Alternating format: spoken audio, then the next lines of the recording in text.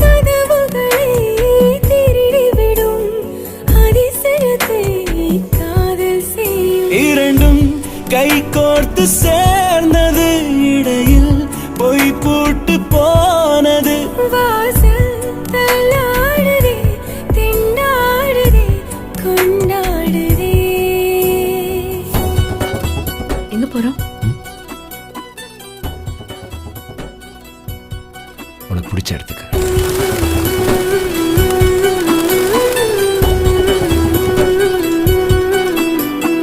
ஒரு பாதி கதவு நீயடி, மறு பாதி கதவு நானடி.